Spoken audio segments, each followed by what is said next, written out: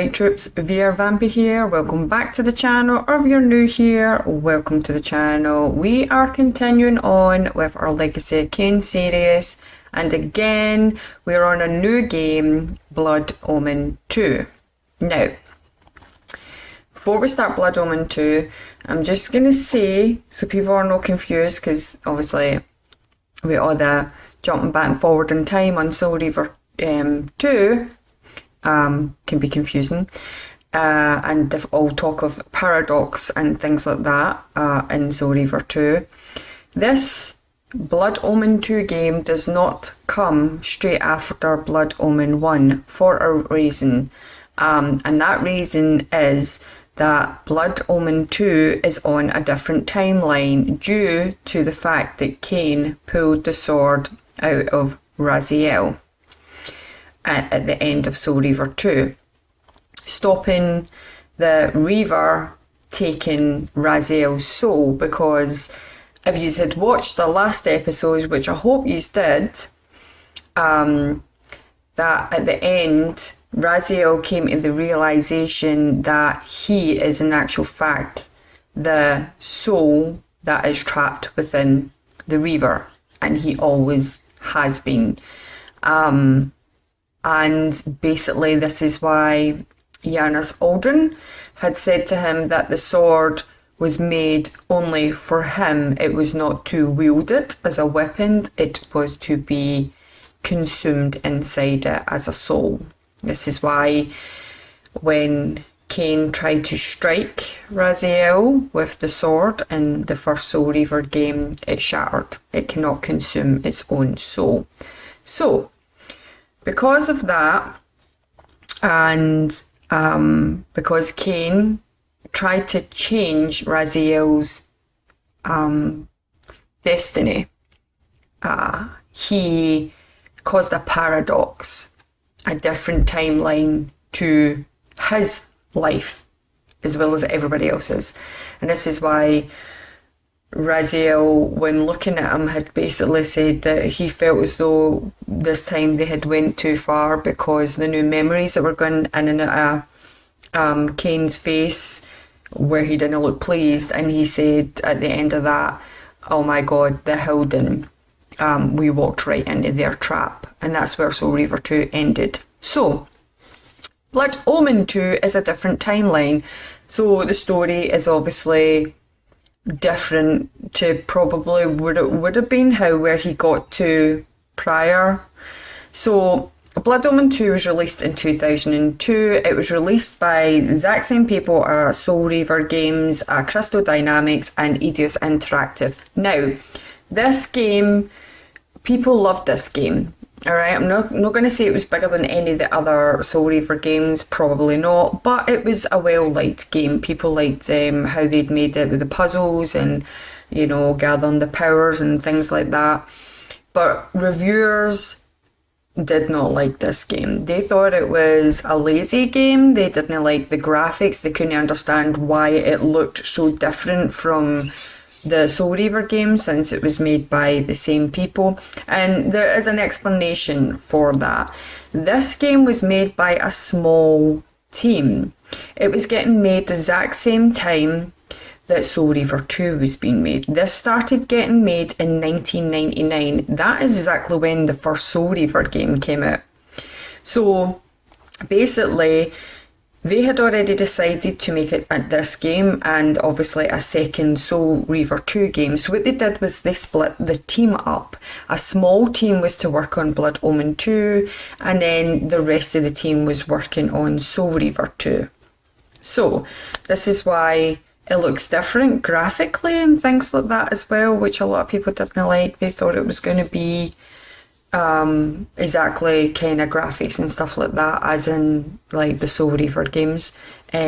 So basically that's that. So before we start the story, as always, we always talk about the gameplay. So let's speak about the gameplay.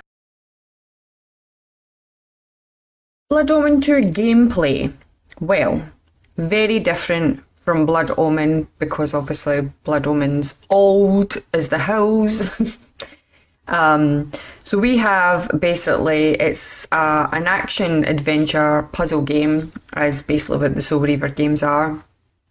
And in this game, you still have your vial of blood, and you regain health by feeding on people in the game, and that could be people chained to the wall or the actual people that you're attacking. We use our claws to fight, but we can also pick up weapons, things like swords and staff and clubs and things like that we can take off other people that we have killed. And we also have dark gifts, they are called. And when our bar fills up, our meter fills up on that, that's when you're able to use these dark gifts. And as you go along in the game, just like in Soul Reaver, when each time he killed a brother, he would gain their power. Basically, each time Kain kills a boss, he gains their power, which then helps him get by certain puzzles. So the gameplay is very much the same. I actually still own this game in Steam. And I did enjoy playing this game as well. I did wonder about the graphics when I had first seen it, but knew that obviously when I researched this and realised that it was actually made by a smaller team, because we're working on two games at once, then I kind of understood. Didn't make any difference to me because I enjoyed the gameplay and stuff like that. So as you go on, there'll be maybe certain places that you kind of get through, and once you gain a power, then you will be able to get through it. And the one thing that I loved about this game, nothing to do with the gameplay, guys, just something I want to add in, is each time you get by a level and you continue on to like the next part, you would have a different costume. And they were cool. Some of them were really cool looking, you know, and I really liked that part of it, you know. So basically that is the gameplay. Very different obviously for the first one, how it looks, because in Blood Omen it was like you saw the camera was from up above and you saw your character directly downwards, whereas this is completely different to that. So that's the gameplay. Let's now talk about the story. So at the beginning of Blood Omen we see obviously some words. These words say, 400 years after the nobleman Kain was cursed to walk the night as a vampire, and centuries before Kain would rule the wasteland of Nosgoth with his lieutenant Raziel, his path conquest is stopped by a new enemy. The pillars of Nosgoth lie in ruins, and the vampires roam the land once again. And the legacy of Kain continues. So, that comes up. And then we see Kain lying in a bed, kind of, you know, looking like he's having some sort of nightmare. And we see Kain walking away as the pillars fall, like they like crumble. They don't like just turn black, they just look like they fall. And then we see Kain sitting in a chair with vampires around him, and he has the Soul Reaver in his hand. And then he gets up and he walks to a map, and Vorador is there with them, a very different looking Vorador. And basically this is Vorador helping Kain build an army of vampires. And then we see a map and we hear like people screaming, and we see like flashes of vampires killing people. And all the way down the map, right till it gets to Mirrodin. And there we see like Kain standing with all his vampires. And then we see this big person, gold looking person with gold armour and green stuff coming out his head. And he's got all his men with him. And these are supposed to be the Sarafin, and this person is meant to be the Sarafin Lord. And he has like this big sword with like electricity And then we see both Kain and this Seraphim Lord fighting. And we see Kain being struck and screaming and then kind of disappearing into like fire. He's been defeated. And the Seraphim Lord picks up his Soul Reaver sword. So now this Seraphim Lord has the sword. Now, what I'm going to say is these people who are meant to be the Seraphim are actually the Hilden, disguising themselves as Seraphim. So this Seraphim Lord is actually the Hilden Lord. And the reason that Kain was probably defeated was probably because of the paradox that he caused in Soul Reaver 2. The Soul Reaver does not have Raziel's soul now. So, big part of the Kain winning and being like a strong vampire was always because he owned the Soul Reaver, which was meant to be like the most powerful sword ever, sort of thing. So anyway. And then he wakes up. And when he wakes up, he looks over and he sees a lady standing there. And he kind of says, and it's the first time that I saw her. And I thought, oh my God, so going to be like a love interest here in this vampire thing? That's what I thought when he first said that he saw her, like as if he was remembering a sweet moment that they had together when he first laid eyes on her. But apparently no, that was not the case at all. So as she stands there, she says to Kain, already you surprise us by waking up so early. We didn't expect you to wake up after such a long slumber so early. And Kain asks, where is he? That his memory's a bit fuzzy. And she tells him to know that he is a great vampire called Kain, to which he replies he knows his name, he just doesn't know where he is. And he says that he's missing like fragments of his past, but he knew what his name was. And she tells him that her name is Uma and she's there to help him, and that he's in the city of Mirrodin, and that's the place that he basically tried to conquer, but lost the battle. And she also asks him, does he remember, she says, you remember your name, but do you remember your nature? In other words, asking him, does he remember that he's a vampire? To which he opens his mouth and shows his fangs. Clearly, he remembers that he's a vampire. At that point. So Emma goes on to tell Kain that he's lucky that he's walking and that he's alive at all, that when they found him there was only a tiny bit of life left in him, and they basically looked after him, they nurtured it and they fed him to help him regain strength again, clearly because they want something. So Uma offers to show Kain basically what has happened to the world. He's been sleeping for 200 years.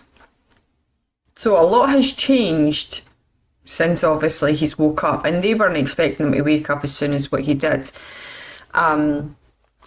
So she takes him out to the balcony and she's like, this is what has become of Nosgoth, because Mirrodin is apparently the capital of Nosgoth and that's where they are. She told him that he was a great general of the vampire army, but we all know that Kain can be a bit cocky, and clearly he's taken on somebody who's been far too powerful for him, and that's what she basically tells him. She tells him that the powers that he took upon, were far too strong for his powers. And he has lost all his powers now, guys. Everything that he had got in Blood Omen, whereas in Soul Reaver and Soul Reaver 2, Raziel maintained much of his powers, but because this is like a paradox timeline thing, Kain has woke up with zilch zero. He's a vampire, yes, and he can drink blood, but he does not have any of his powers that he obtained in Blood Omen when he killed each Circle of Nine member and got their token and had like a power and things like that. So yeah, he's basically been stripped of everything at this point. So Uma tells Kain that basically all his vampires and his army that he had were scattered everywhere and basically killed. So they're back to kind of being that there's no that many vampires again, and Kain wants to know who defeated them, and this is when Uma tells him that it was the Sarafen, and she explains that the Sarafen are humans who are hell-bent on basically killing all vampires sort of thing. But we know, well, they don't at this point, but we know, guys, that they're no humans. They're Hilden disguising themselves as Sarafen so they can stay where they are and kill the vampires. So Uma tells Kain that a new leader came, obviously, to the Sarafen with a new magic called glyph magic, which is very deadly to vampires. And this is how they were able to take over the whole of Nosgoth, take over the land, and basically just, you know, like take over the humans, because the humans are not really happy about this either.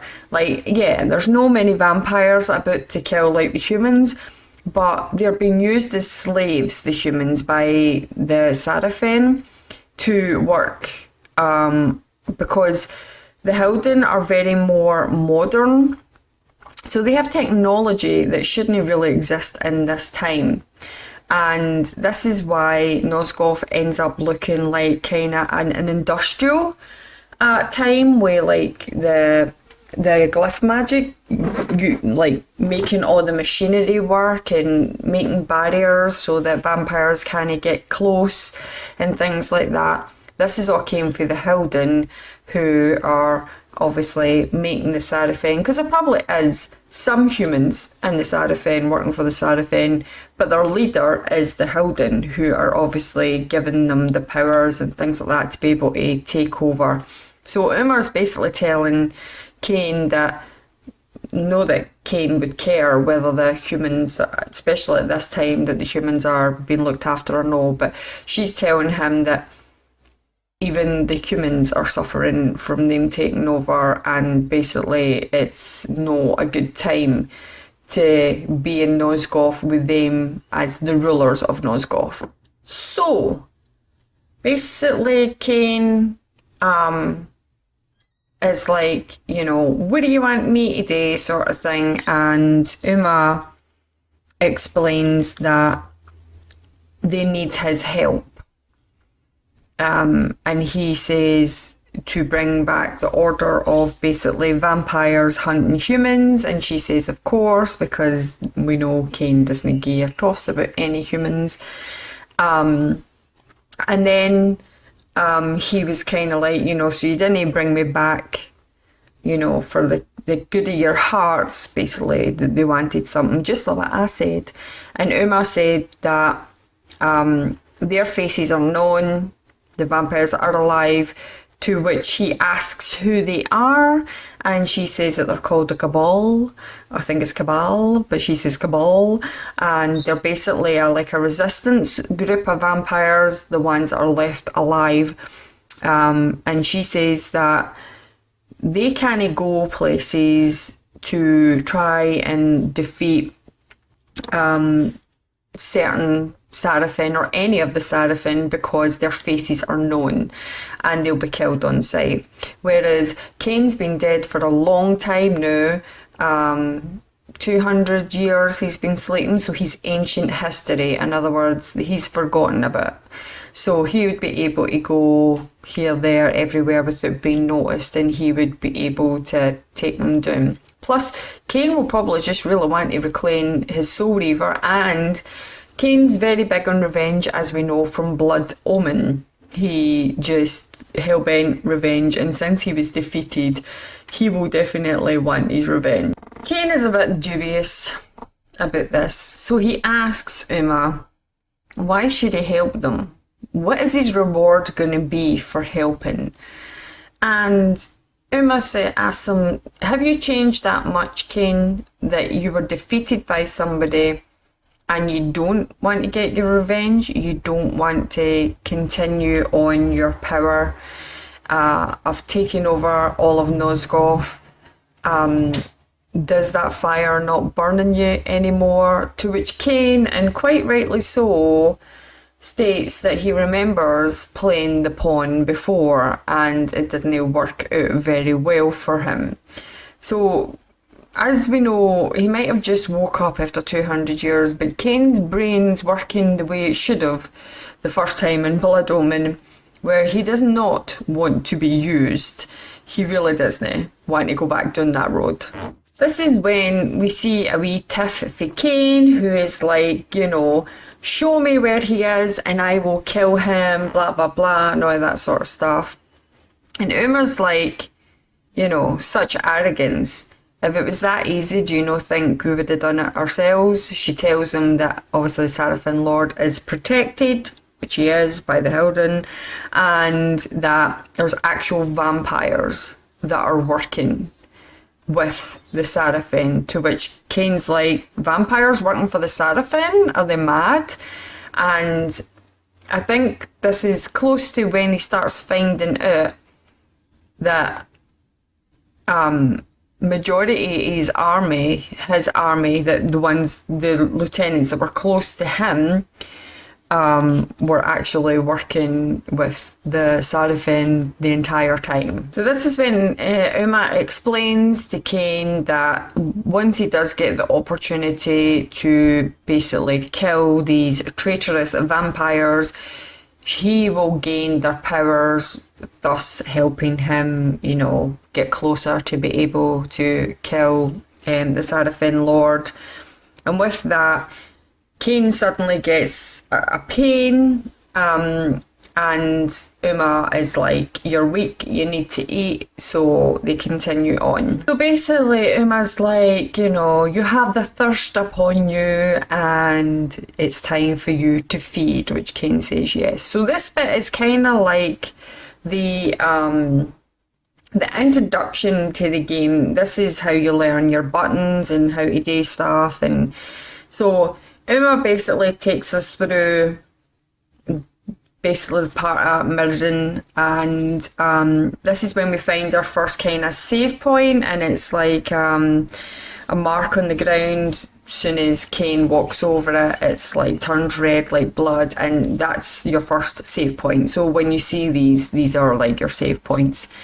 And she takes them to different places to like go and feed, and shows him how to feed. And as soon as he feeds, he does the whole roar thing. He does that each time his vial goes up a bit, and that's him getting powerful. And they're going like the back streets, and she's just explaining. This part I find quite boring because there's a lot of dialogue.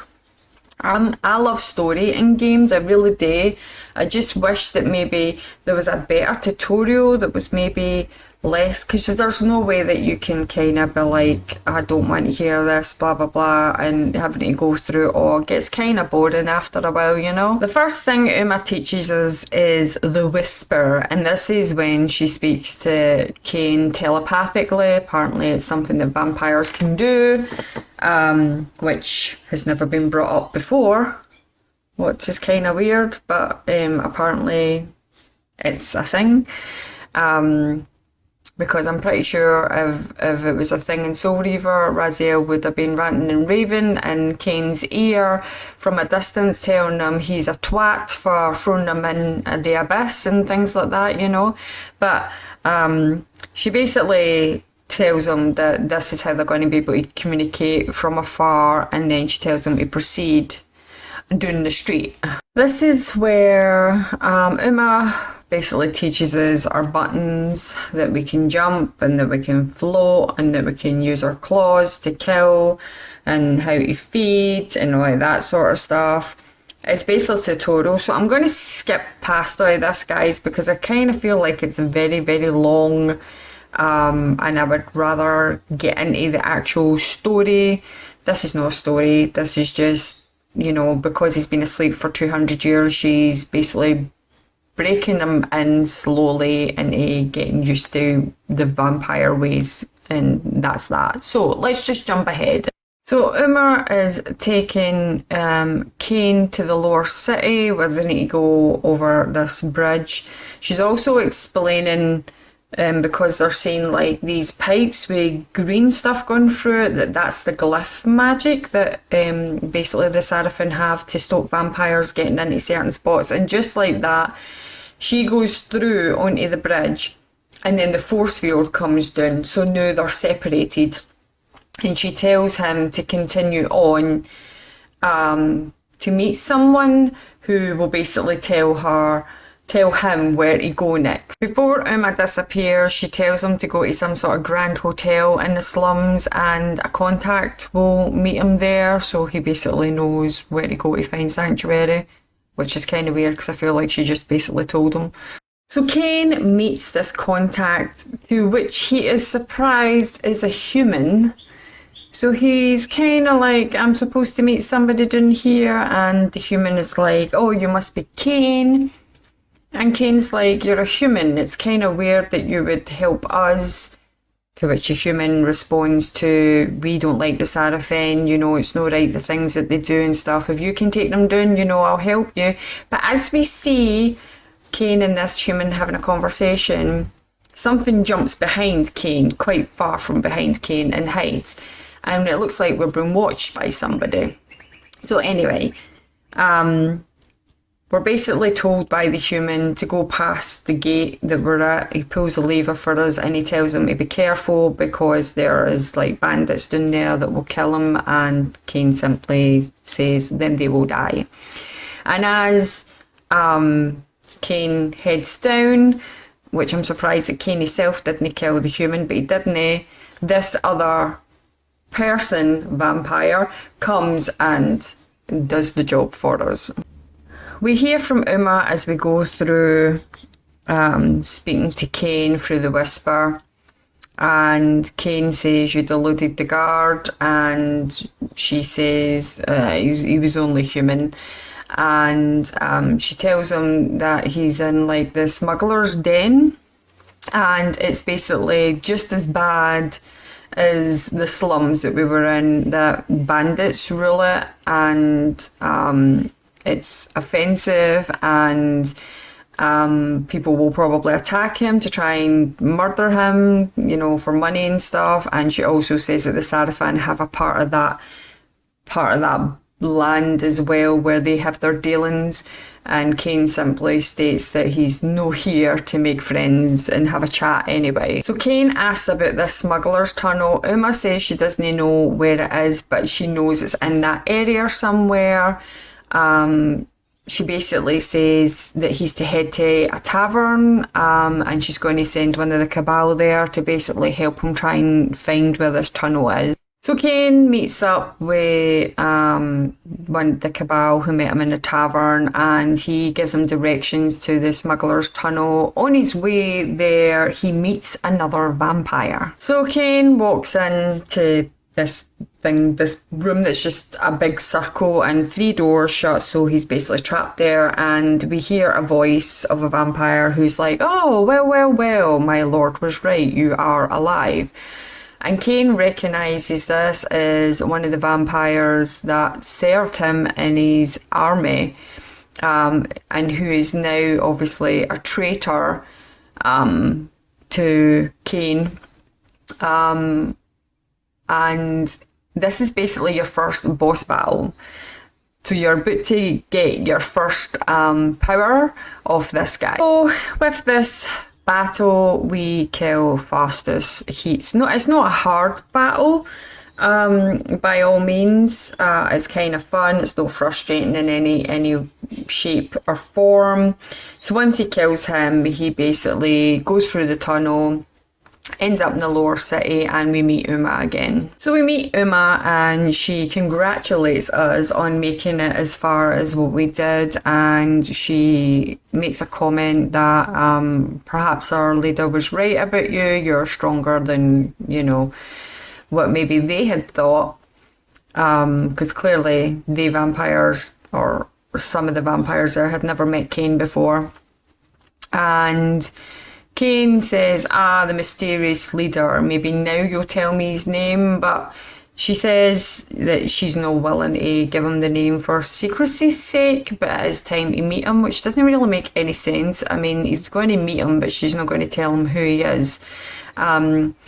So basically, she tells him that he's to make his own way to Sanctuary. So by this point, Kain's having a bit of a hissy fit again, and he's like, go here, go where, where do you take me for your errand boy? And Uma says, you're not a general now, you need to go to Sanctuary.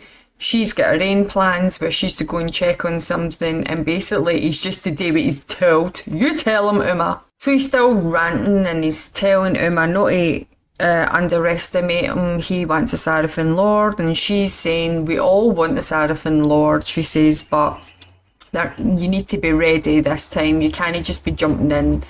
You weren't powerful enough before, you're certainly no power enough now. So she tells him to go to the red something tavern, can't remember where it is, but it begins with red, guys, and he's to meet somebody else there who's going to help him basically find the way to Sanctuary. So as we head through a gate heading towards Sanctuary, we see a whole lot of dead bodies, and we basically see a vampire who is kind of playing with his food, so to speak. And he turns around and he says, who dares, has the misfortune of disturbing my feeding time? And Kain says, somebody who basically shares your thirst and your curse. And he says, Kain. He says, the rumours are true. Kain walks Nosgoth again. And Kain doesn't recognise this person. He doesn't remember. So he says, how do you know me? And he's like, other things to do. Gotta go. And then he basically disappears. He runs away and Kain chases him. So they meet again, and Kain basically... he says to Kain, how do you like my handiwork? It's a good night feeding. And Kain tells him that it's sloppy work. Basically the amount of bodies that are lying about makes it easier for you to be caught as a vampire. And this guy says, yeah, but I'm not in any danger. You are. And Kain says, so you work for the Sarafin then? And he says he doesn't work for anybody. But he also tells Kain that he doesn't like his arrogance tone. He forgot how much he hates his arrogance. He tells Kain that he can't wait to kill him, and then he tells him that they're going to meet again soon, and he buggers off once again. He finally reaches Sanctuary and finds out it's Vorador who is the leader of the Cabal. And he makes a statement that he doesn't trust Vorador, even though he made an army with Vorador, like Vorador helped him. And he basically says to Vorador, the father of vampires. Who else would I expect to be the leader of, this resistance? And he bows, and Vorador basically says, look, I don't need any falseness for you. The only reason that he is there because he knows that Kain can help them. And then Kain starts going on about how Vorador is the father of vampires and how he can make more and they could make their army bigger. And Vorador's like, no, enough. Making vampires takes time. He doesn't have the energy. And while he's kind of circling Vorador, he's got 3 other vampires, 2 females and a male. Females are wearing barely anything. And whatever the guy's got on looks really weird. It's kind of like a belly top armour thing. I don't know. And they're all kind of moving away from Kain as if they're scared of him, as if they've heard stories about him. So anyway, Vorador says, no, we stick to the plan, and the plan is, at this time, to kill the Seraphim Lord. Once the Seraphim Lord would be destroyed, the rest will fall, because they're all kind of like idiots, and they all just kind of follow the Seraphim Lord.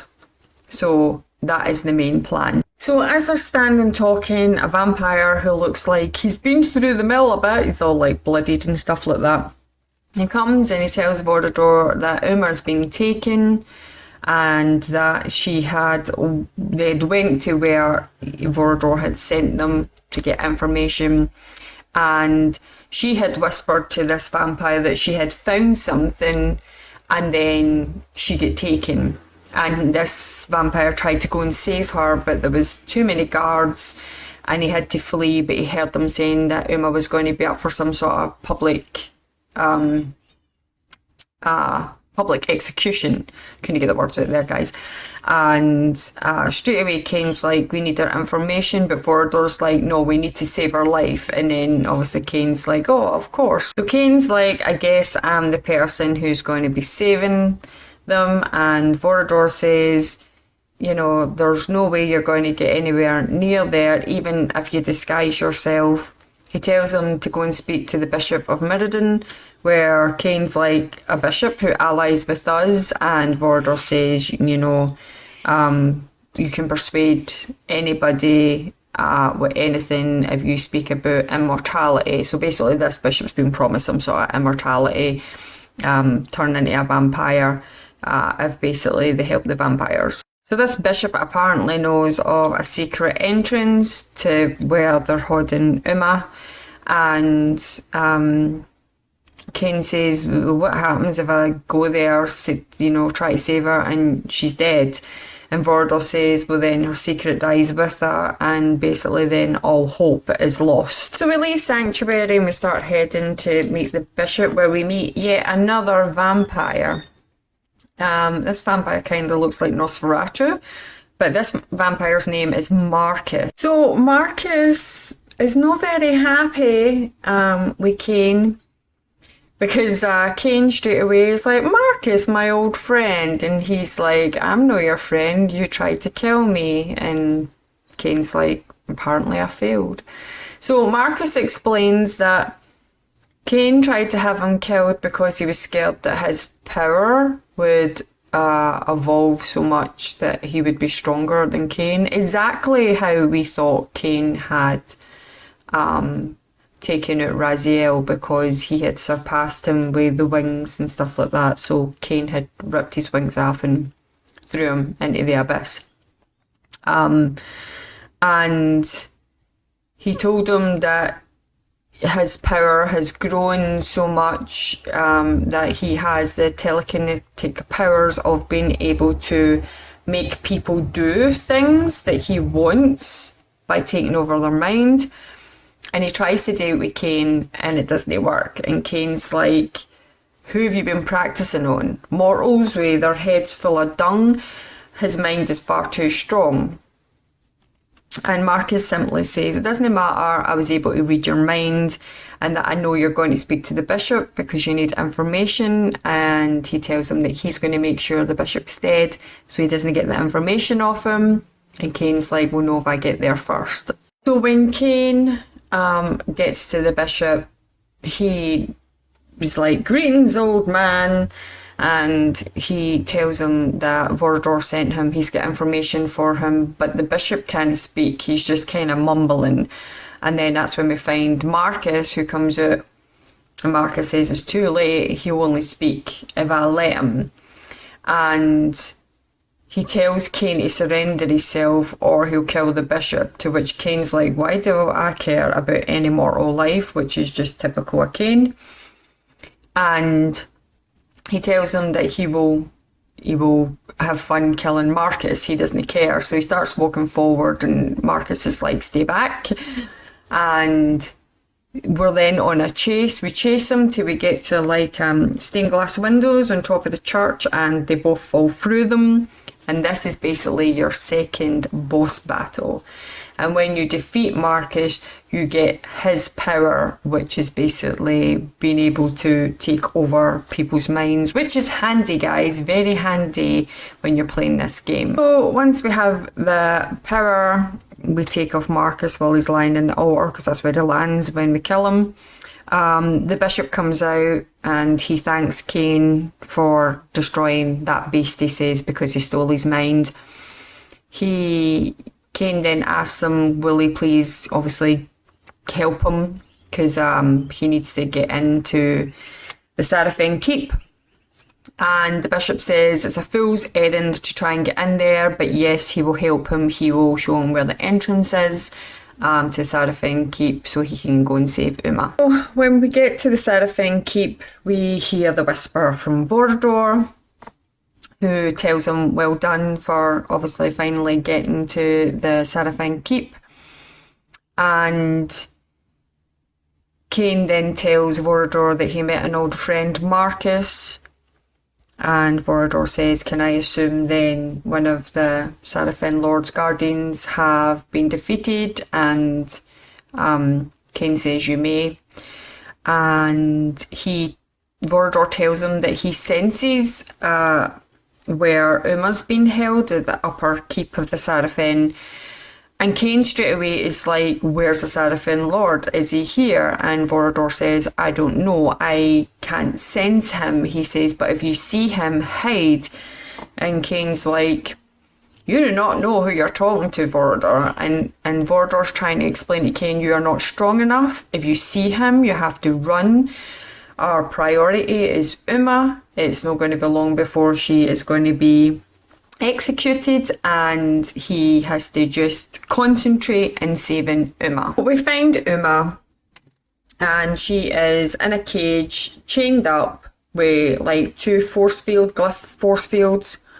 And she says to Kain, she says, I never thought anybody would dare even try and rescue me. She tells him that there must be a panel somewhere for the glyph force fields that he can shut off, and Kain, being Kain, is like, give me the information that you found out first, just in case I can't save you. And Uma's like, hi, alright, pal. She's like, no, don't think so. What would you do in my position? You know, and he's like, have I not earned your trust yet? And she's like, the information is for Vorador only. And he's like, you know, what do I need to do here to get your trust? And basically she's like, you need to save me first to earn my trust. So as they get to the roof, because soon as Kain frees Uma, she tells them that if they get to the roof, she can use a spell that will teleport them straight to Sanctuary, which I don't know why she just didn't do that in the first place when soon as she had met Kain. So when they get to the roof, out comes the Seraphim Lord, and straight away Kain is like, here's my chance. And Uma's like, no, you're no powerful enough. And he sees that the Seraphim Lord has the reaver. And the Seraphim Lord is kind of like saying, who is this, blah, blah, blah, how dare you be here? And Kain's like, you know me. And he's like, no, I destroyed you. How is this possible? Which I don't understand, because every single vampire we've met so far has turned around and told us basically that the Seraphim Lord knew that he was back. But he seems as surprised as anybody that didn't know. So Kain is like, I want the reaver, and he tries to jump forward. The reaver blows him back up against the wall. Uma's like, you're not strong enough. He's got the reaver. He's too strong. He can kill us both. And the Seraphim Lord is saying, after all this time of me defeating you, you have learned no lesson. He's still basically this arrogant person who thinks he's stronger than anybody and can, you know, kill everybody.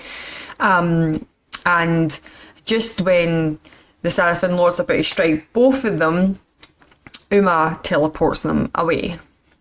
So Kain and Uma are back in Sanctuary, and Vordor's like, oh, thank God Uma is alive and safe, and Kain's like, you know, I can follow orders when I feel like it.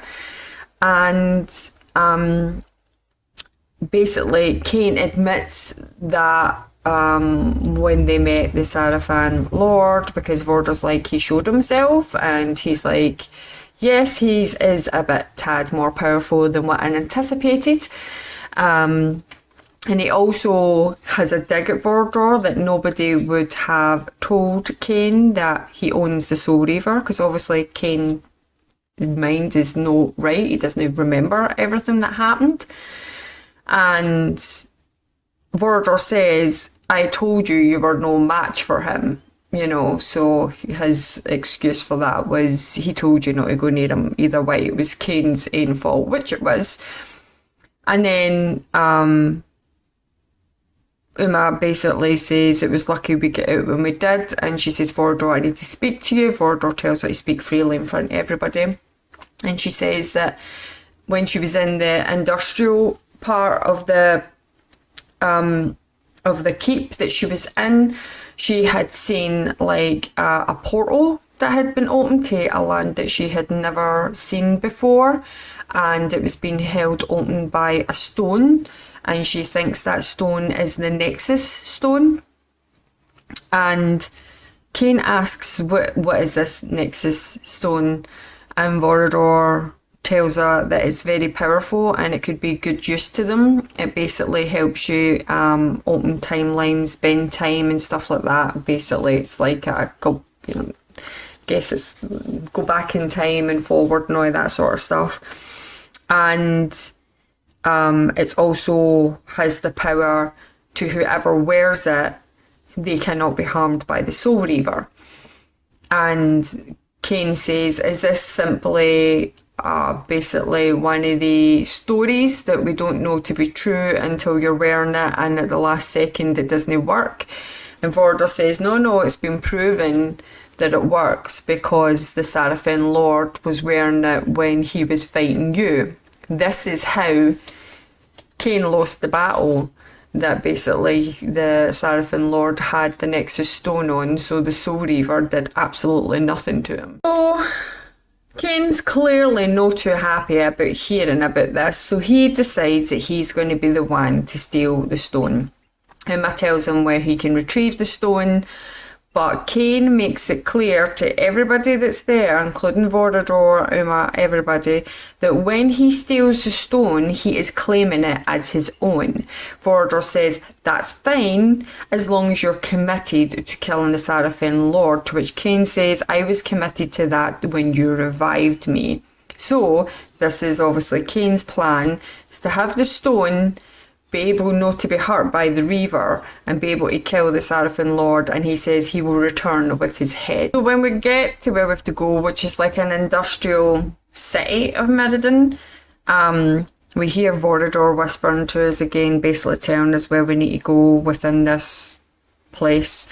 We hear Kain first telling us that it's very heavily guarded, and the best way to kind of deal with everything is kind of stealth for most things, because everybody has like really heavy armor, broadswords, all that kind of stuff, so it's easy to kind of stealth it.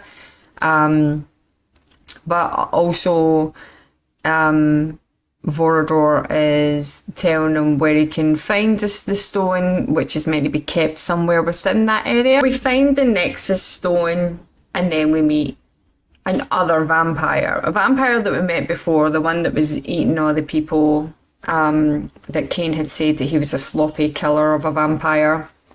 And Kain explains that now that he's out of the shadows and he sees him properly, he recognises him as one of the people that was in his army, called Sebastian. Sebastian says that Kain's now become a common thief because he's there to steal the Nexus Stone. So this is when Kain realises that Sebastian was the vampire who basically let the Sarafan know why obviously the vampires were going to attack. So they were ambushed, and majority of the vampires were killed even before they could basically make a dent in the army of the Sarafan. And Kain told him that he never understood why he'd done that. And Sebastian simply says, do you think I was going to sit back and like basically do nothing while you ruled Nosgoth? He wants to be the person who rules Nosgoth, which Kain laughs and says, you're a fool if you think for 1 second that the Sarafin Lord is going to let you rule anything. He's going to be the one to rule, and then he's going to destroy Sebastian. But then he tells him, you know, to worry about it because he's going to kill him just now, so it's not going to get to that point. Kain defeats Sebastian, not completely, he's still alive, and he asks him for information. He tells him he will spare him if he lets him know what the Nexus, why they have the Nexus Stone. And Sebastian simply says that, don't lie, you're going to kill me either way. So Kain says, well, indulge me then. And Sebastian says, fine, I will, because I want to see the look in your face when you know you can't win either way. And he says it's basically used to power a machine that's been made that's basically going to be the downfall of Kain. And there's nothing he can do about it, he tells him. And he's slowly trying to inch away as he's basically telling this story. Before Sebastian completely dies, he tells Kain that the machine that has been built is under Meriden somewhere. And Kain, he says that he will die happy knowing that Kain's never going to be able to win this battle. To which Kain says, you know, they could have ruled together, you know, and his only thing that he's done with his death is make Kain stronger. And I hope he's happy with that, knowing that he becomes stronger each time he kills each one of these vampires, which is then going to help him to win. And then he goes up to get the Nexus Stone, and when it's been held in like a big machine, when he grabs it and he puts it on, the machinery starts malfunctioning and starts to blow up, and Kain tries to kind of get out its way, but it must have blew up and knocked him out, because when he wakes back up he's in Sanctuary, and Uma asks him how he's feeling, and he says a little worse for wear. He's still got the Nexus Stone on him, and Vordor says he was very lucky because one of the vampires, the Cabal, was there and had seen him getting thrown across the room with obviously the machine blowing up, and they brought them back there to safety. Basically, Kain thanks Vorador for no taking the Nexus Stone while he was unconscious. I think it was a wee bit of sarcasm.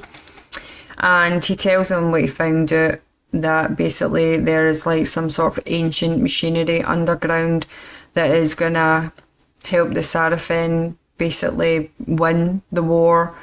And he asks Vorador what he knows about this, and Vorador simply says that he's heard stories of these machineries that have been built underground, and that they've been there a long time, like they're ancient, they're like older than what Vorador is. But he also says that he knows a seer who would have information that would be able to help find the machinery and also give them information about it. She's meant to be older than what Vorador is, and he tells Kain that he has to go and see her.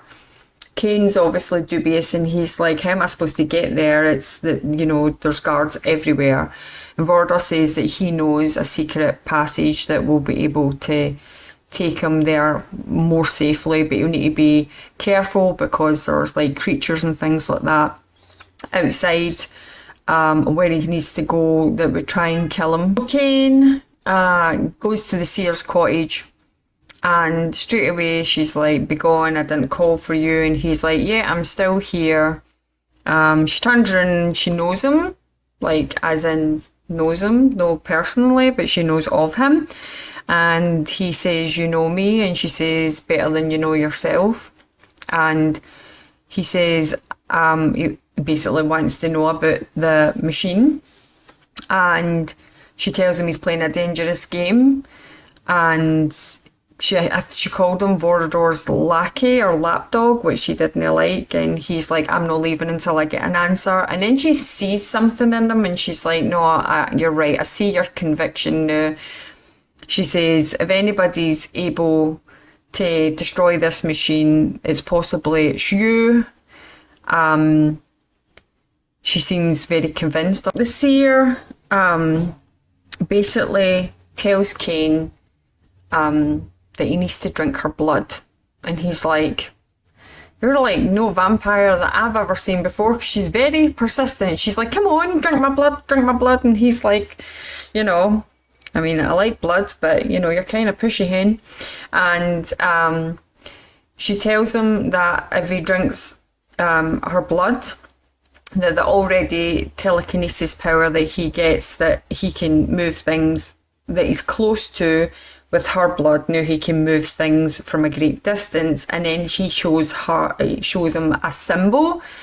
And she tells him this symbol will be on a door, and that will be like the entrance to where the machine is being kept. She says, she tells him he'll see many of these symbols, but now with her power, he will be able to open them without any issues. And as he starts drinking her blood, we hear the Seraphim outside. They've found them. He's trying to, well, they're basically setting the cottage that they're in on fire. She tells him, Kain, that she's going to transport him to safety, and Kain's like, come with me, you know, I need more allies and stuff like that. And she's like, I'm an ally. And then she tells him that she has her, you know, her future lies in a different path, and she teleports him away. Kain ends up teleported to the entrance of where the device is, and as he goes in, we see this kind of dog-like creature with kind of like a skeletal face, and he looks like he's in some sort of pain. And when Kain walks through, he says, who disturbs me? Not one of my captors. And he looks and he says, Kain. And Kain replies, do I know you? My memory's not that great, blah blah blah right now. And the beast says that he doesn't know him, he knows of him, and the fact that he's still alive kind of gives him hope. And he tells him, Kain tells him that he's here to destroy the device, so basically not to get in his way and all this stuff. And the beast says, then, you know, we're both on the same side, because he is being held there captive, feeding the machine, because he has like this big pipe thing stuck in his back. And basically that he's going to be there until he dies feeding that machine. And Kain says, well, I'm here to destroy the machine. And he says, well, I can help you.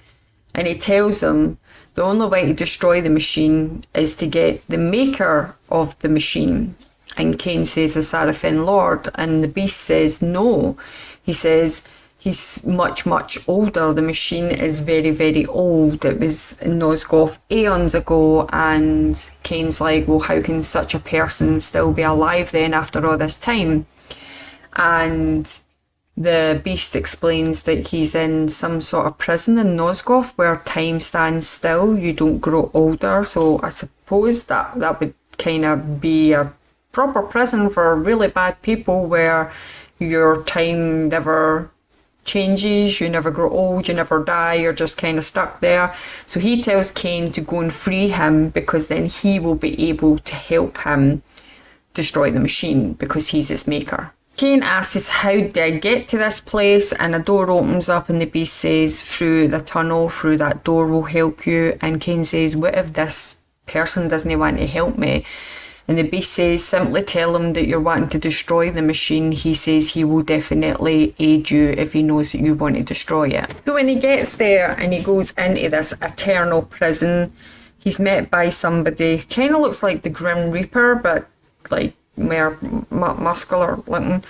And he asks him, who is he? Is he a visitor? You know, is he like somebody who shouldn't be there?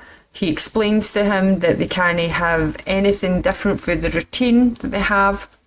The place that they're in is for people who have done something really bad upon like the world, who have to live their life there and work out the things that they did in a kind of meditative way. And basically him being there disturbs that, and it cannot be disturbed whatsoever. While Kain is going about searching for this person who made the device, he meets another vampire who is completely insane, who's demanding meat, just shouting for meat that's on two legs. He manages to escape and he kills two of the guards. And it looks like this place is like a place where things reoccur constantly, and they have to but mentally make a change for them to be able to leave. But the same thing kind of happens to them over and over again. This vampire is clearly absolutely insane. You can actually see he's not got a scalp. His brain, you can see his brain. He looks absolutely crazy, cuckoo. Kain meets the person who made the device, and he is a Howden, which we don't know at that point because nobody's mentioned the Howden, but he looks like a Howden. And he basically says that he made the machine aeons ago, and the purpose of the device was there is a creature inside it, and this creature could be controlled by the device on its mind to be set onto Nosgoth and to kill everything but his people. And he says it was to be used when there was a war between two beings, which this was the Howden and the ancient vampires. Clearly they were making this device to kill the ancient vampires. He says he is only given this, he's only basically telling Kain how to destroy it and what it is because he wants release. And Kain says he'll give him whatever release that he can. He'll give him anything that he needs within his power. He tells him that the creature inside it was named the Mass, because Kain asks, well, how could such a creature still be alive? And he says it's called the Mass, and that's just how it works. And so this is how, obviously, he said that just before he was about to finish it, he gets sent to that prison, and the rest of his people get sent to an even worse realm, which was the demon realm, because we know obviously the ancient vampires, the Howden had a battle. The ancient vampires built the pillars, and the pillars were to basically keep the Howden out and keep them in the demon realm. And because they had built these pillars, the Howden had give the ancient vampires the curse of the bloodthirst and immortality, so they couldn't go through the Wheel of Fate, and they couldn't be born, so they couldn't look after the pillars, because you need to be born to be picked at birth to look after the pillars. And because they could no longer be born, that's why humans ended up looking after the pillars. But the humans are idiots and had no clue how to actually look after the pillars, hence us being here now again. This person who built it says that they never got to use the machine before he was in prison, because they said that they needed like a network, something that would go all around Nosgoth, that the machine could then go around and like destroy what it needed to destroy. But he says they never got that far before he got imprisoned, so a network was never made. And this is when Kain realises that the glyphs are going to be the network. This is how the Sarafin Lord is going to be able to use it, because the glyphs are everywhere all through Nosgoth. So this guy who built it, this Howden, is telling Kain that the Mass, which is the creature that's inside the device, has a weakness, and it's Howden blood is his weakness. He's telling Kain to drink from him so he can then be in peace, and he could know, he's given him the ability to be able to destroy the machine that he made when he was young and arrogant and all that sort of stuff. And Kain agrees that he's been there for an eternity, and basically that he will drink from him and he will promise him to bring the machine down, and basically he ends up drinking. So as we're leaving the prison, we meet that crazy vampire again.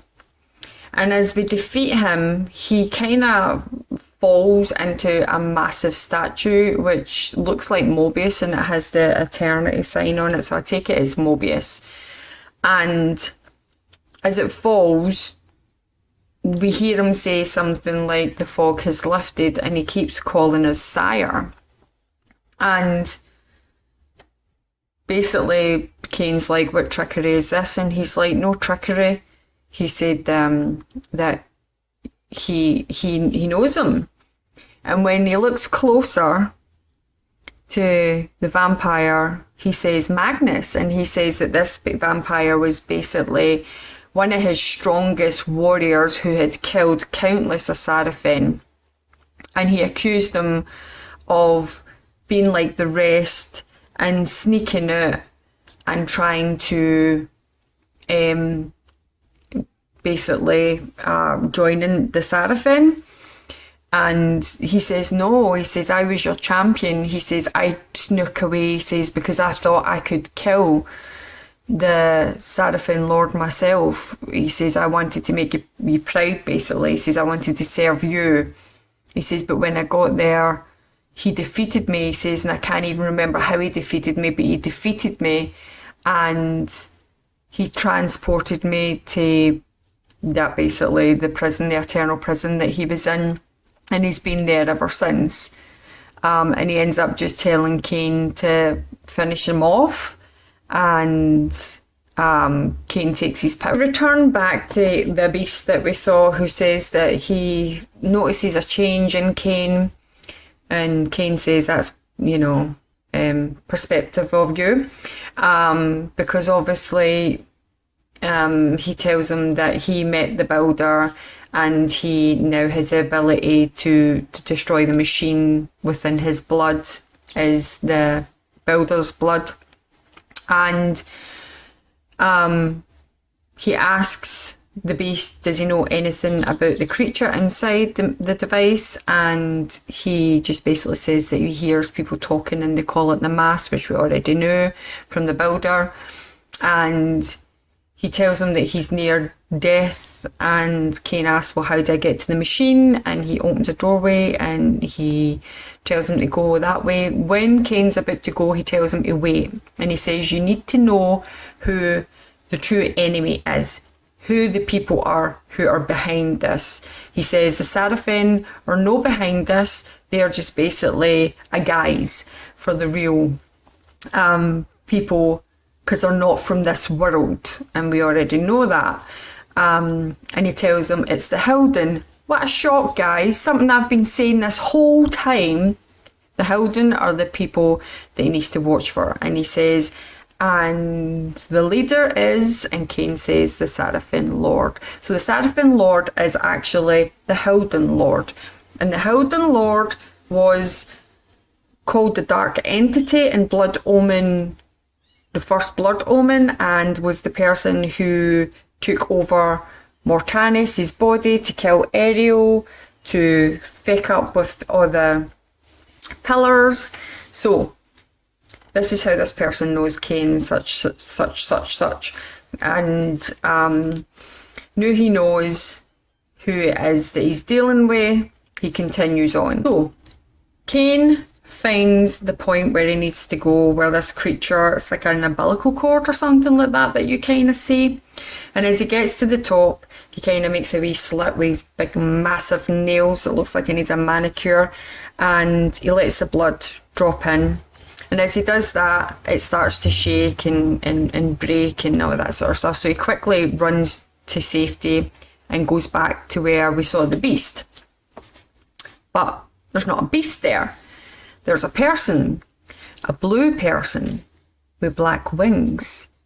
And they stand up and they say, am I very different from the beast that you saw standing here before? And he tells Kain that he probably doesn't know him. And Kain was like, well, who are you? And he says, well, have you ever heard of the very first ever vampire? You know, and Kain's like, Janos Aldrin. So this beast is Janos Aldrin, the same Janos Aldrin who owns the black heart that the Sarafan Raziel ripped out his chest, and then the vampire Raziel went back and killed for to retrieve it in Soul Reaver 2. So yes, this is Janos Aldrin. So this is when Janos Aldrin basically tells Kain the story of the ancient battle of the ancient vampires and the Haldun, and the fact that he was kept there because they were using his blood to help power the machine.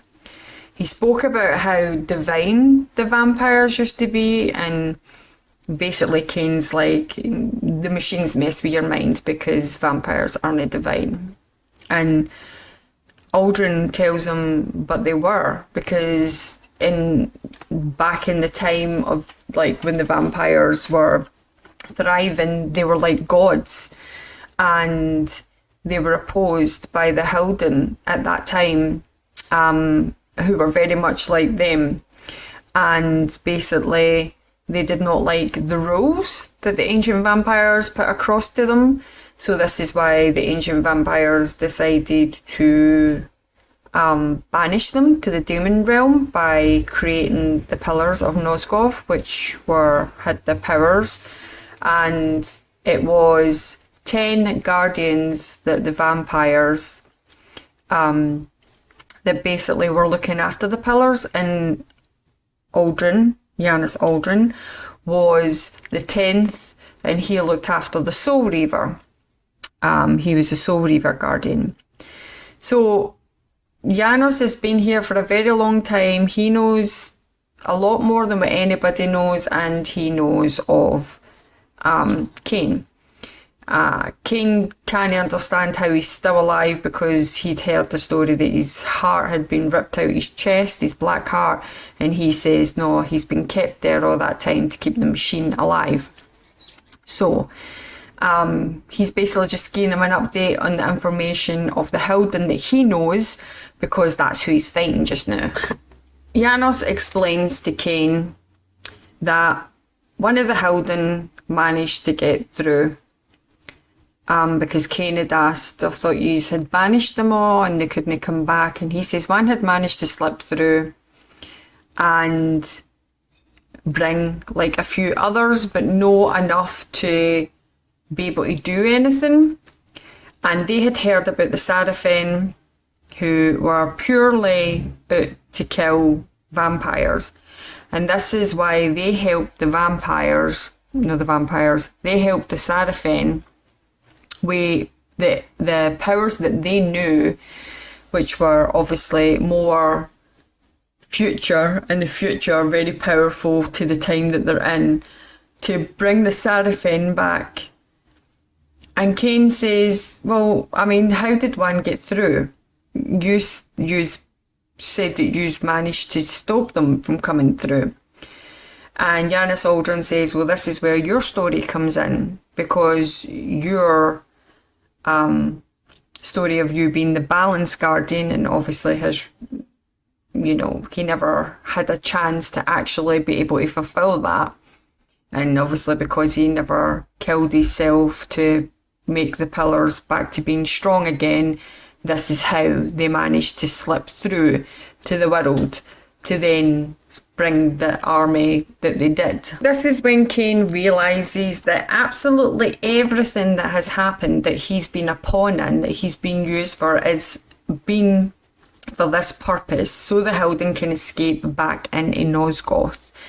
So Janos Aldrin says that they have made some sort of gate, the Haldun gate, and if Kain closes that gate, then they'll all perish. So this is their plan next, is to get to this gate and close this gate, and then all the Haldun that's in Nosgoth will die. This is what's happening, guys. Basically, Janis Aldrin wants to go back and tell Vorador everything in Sanctuary, so they agree to do that so they can make a plan. Soon as they arrive, well, they don't arrive there. It shows you them there, and obviously Uma's arse is making buttons, and she's like, we haven't heard from them for ages. How do we know Kain's doing what he was supposed to be doing? You haven't been able to get in contact with him. And as she says that, they both appear.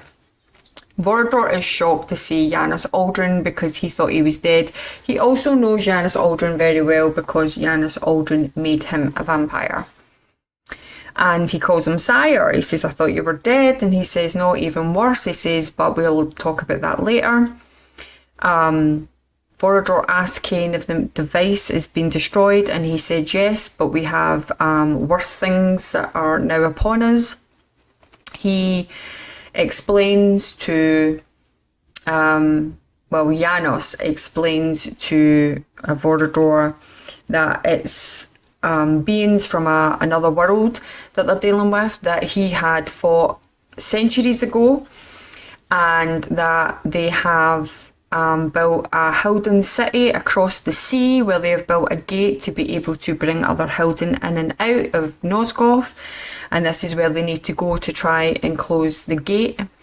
And together with obviously Vorador, they want to devise a plan to what's the best way infiltrating that city to be able to get to the gate. Decide what the plan is going to be is they're going to get a ship, because Janis Aldrin said that he was going to port them there, but because obviously the glyph magic and him being a vampire, he's realised that he can't do that.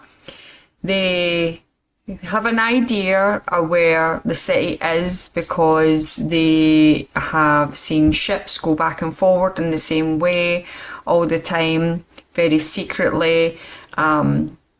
So Kain says that he will get a ship and he will make his own way there, and once he's closed the gate he will send word so that other vampires can come and help within the battle. As he's deciding that he's going to be the one to go, Uma pipes up and says that she wants to go with him because she knows that area a bit better, that she can help.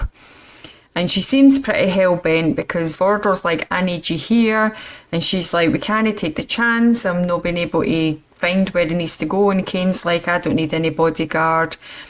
But when Janis Aldrin turns around and says, look, there's a lot at stake here, take help when it's offered, then they all agree that Uma would go with Kain.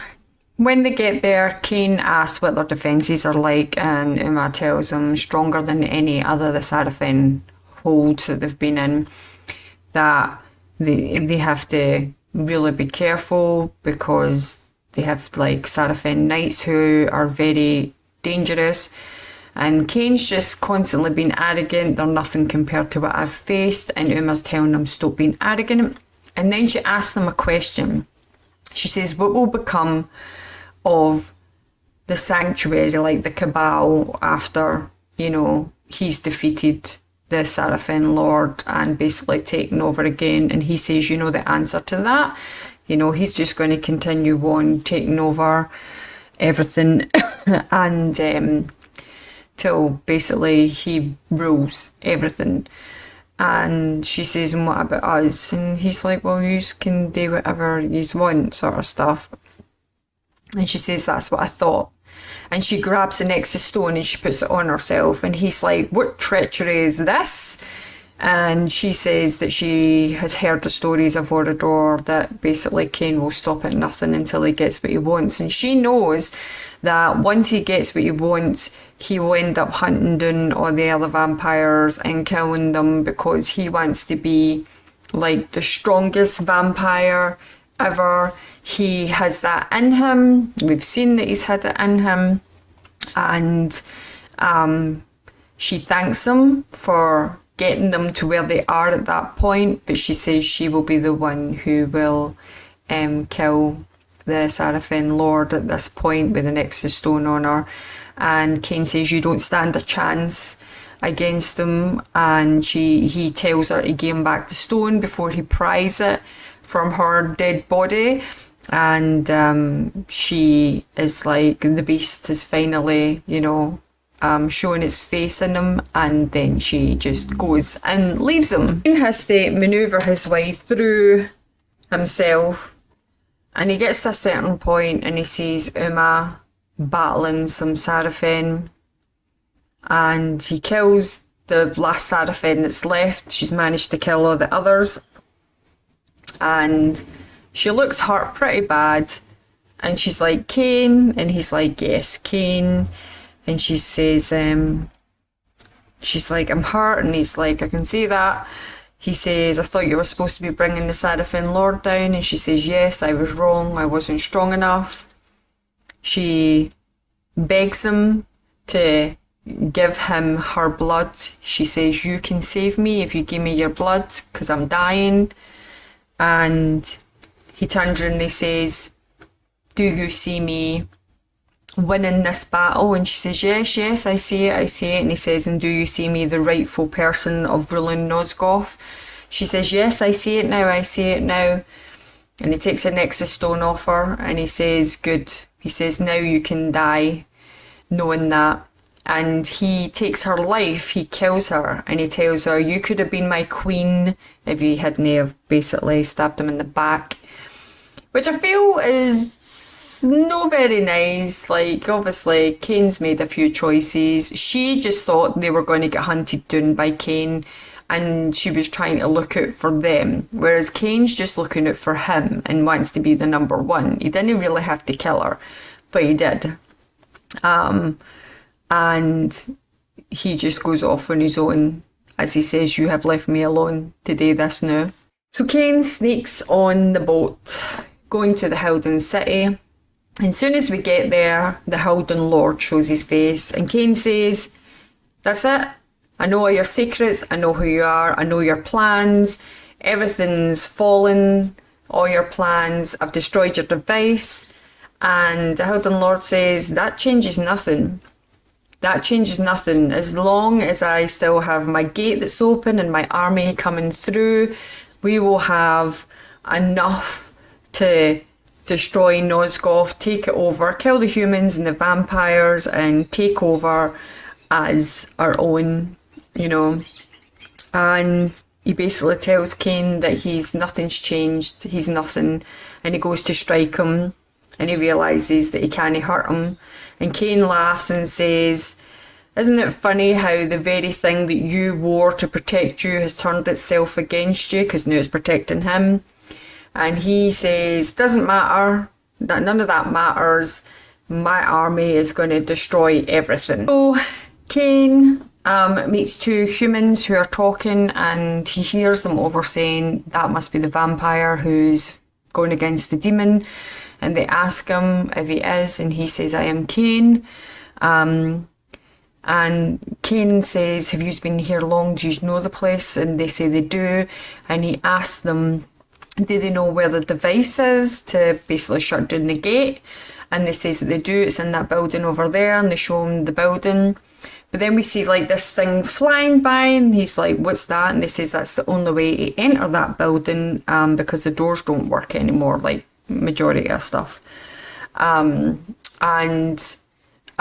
Kain's like, right, okay, so I need to get in there, and I need to shut down the power to there. So he is now looking for a way to enter into there. He finds the shield generator, he destroys it, and then we suddenly hear Vorador's voice through the whisper, and he says Janos cannot sense, you know, the shield anymore. Kain says that's my doing, I've destroyed it, and he says that's excellent. He says Janos is going to teleport everybody there soon, and he says excellent. And then Vorador says, I can't wait to thank you in person for saving Uma's life. And he says, of course, because Vorador doesn't know we killed her. Both Janos Aldrin and Vorador suddenly teleport there, and Janos says that he's going to try and locate the gate to see if he can sense where the gate is. And meanwhile, Vorador is like, where's Uma? I can't sense her. And Kain says Uma will not be joining us, and he says she's dead, isn't she? You didn't reach her in time. And Kain says she chose her own path. She stole the Nexus stone. He says, so basically he killed her. And Vorador's like, what? You could have saved her? And he says, I basically treated her like I would treat any person who deceives me. And Vorador is like, I can't believe this. I knew we should have never trusted you. So Kain starts threatening Vorador, saying that you're in no position to fight me. He says this, and then Janos is like, look, stop this. We don't have time for this. I sense that the gate's near. And Kain turns around and basically says that today I kill the Seraphim Lord, tomorrow who knows. And with that, then Vorador gets shot back, and then Janos gets shot back because the Seraphim Lord is there with a sword and they don't have anything to protect himself with the reaver.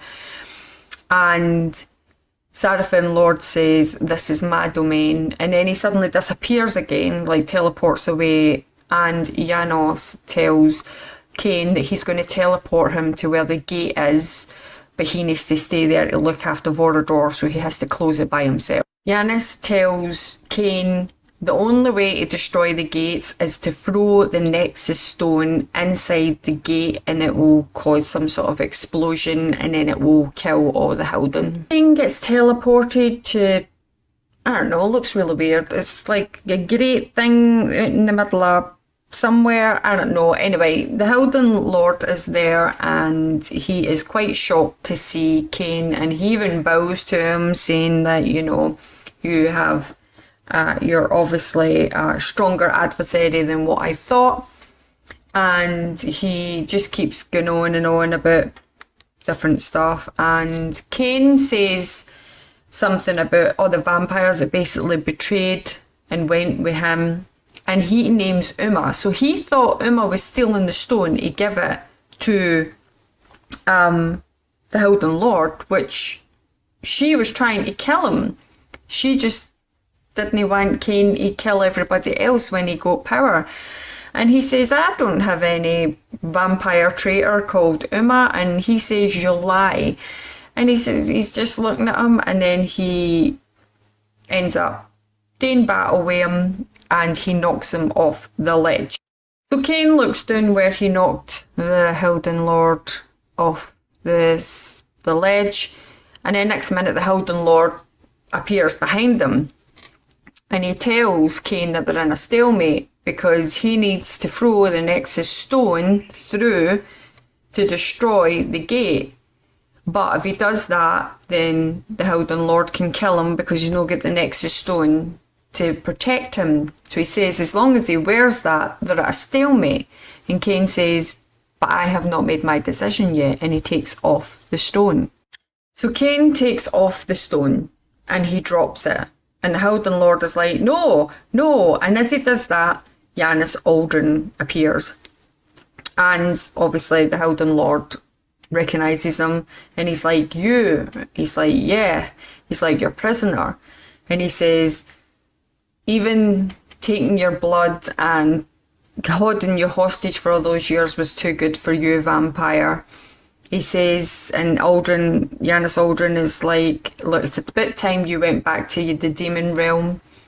And the Hildon Lord says, what right have you to make us leave?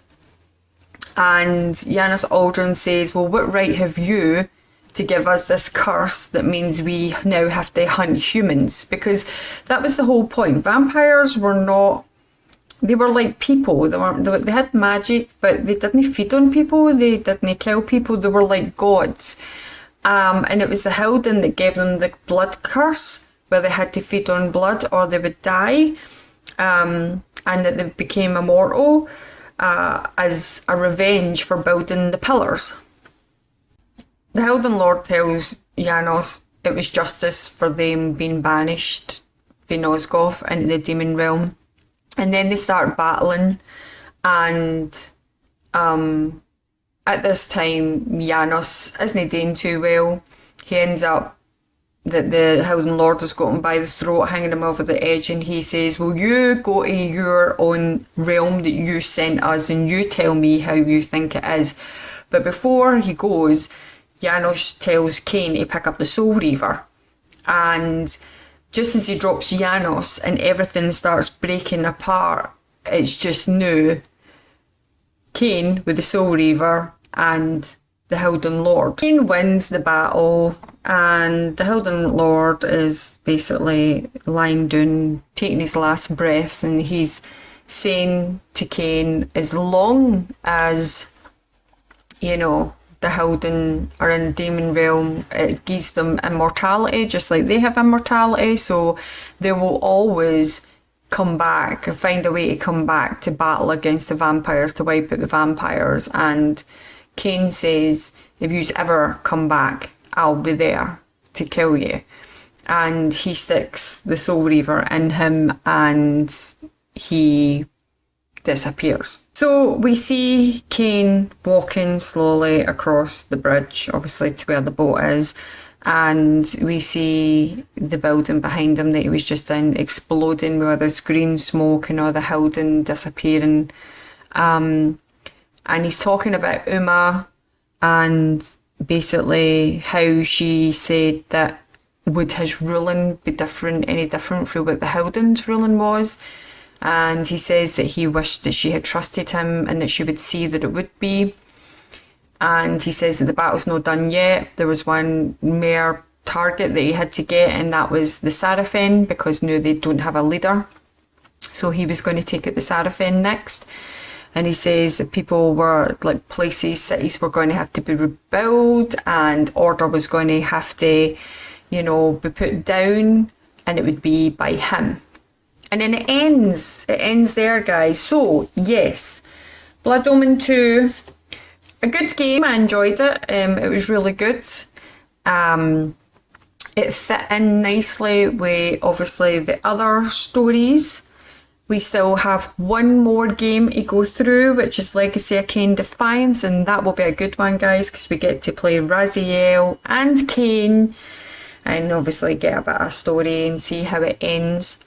But this game I enjoyed. The only thing I would probably say that I didn't like was the fact that Uma died, because she was like in it right from the beginning and she was quite a good character. Graphics wise, nothing compared to obviously Soul Reaver games, but obviously better than Blood Omen games. I like the fact that they at least tried to make all the vampires look a bit more human. As we know, they do look a lot more human, but as time goes by, they start looking a bit more divine, as they say. So guys, I hope you enjoyed this episode. I enjoyed telling you the story of Blood Omen 2. If you did, leave me a like, leave me a comment. If you're new to my channel and you enjoy my VR and PC content, please subscribe, and I shall see you in the next video. Bye bye.